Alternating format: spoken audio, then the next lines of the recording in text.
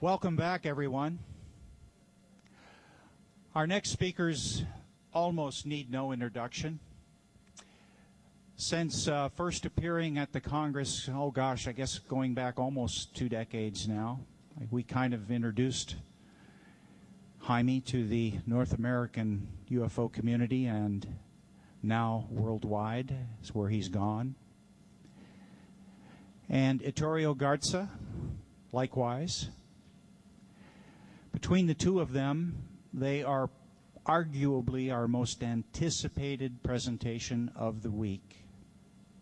I won't take any more time. Jaime Maussan and Ettore Garza.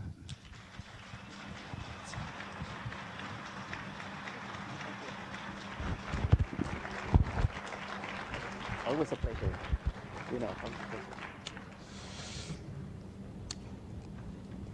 Thank you very much. We're going to have a presentation around the most recent sightings.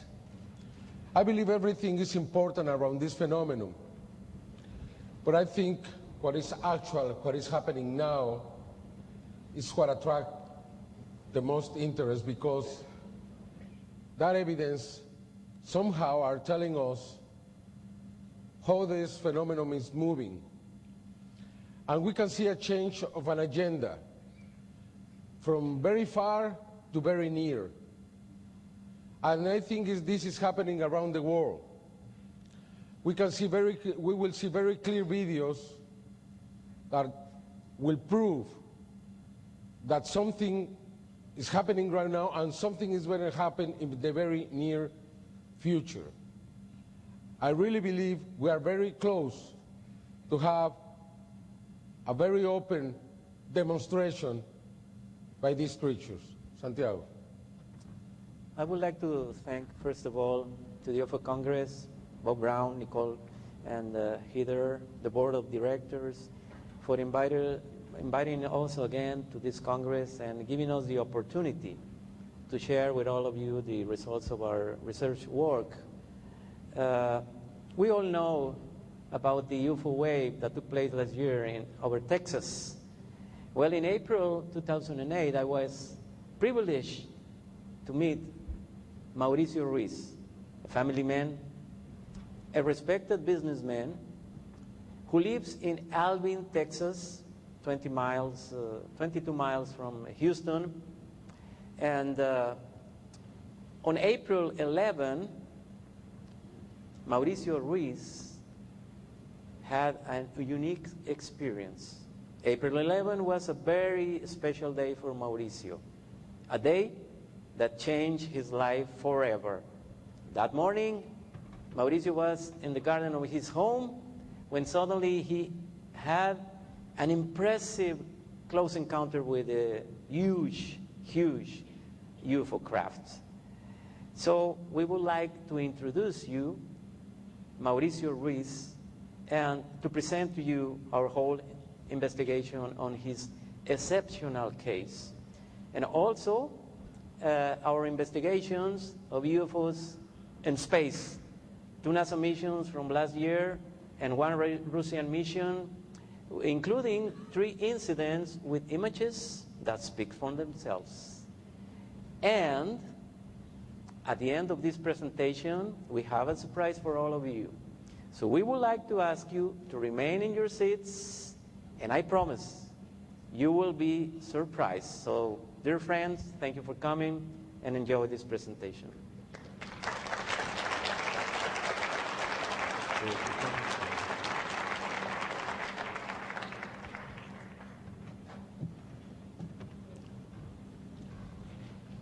As you know, every year we have been presenting the UFOs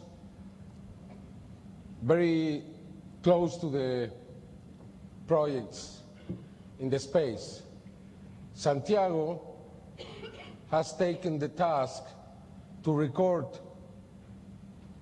the full missions in the space, because we believe after September 19th, 2006, that a new era in the space started regarding the presence of these beings.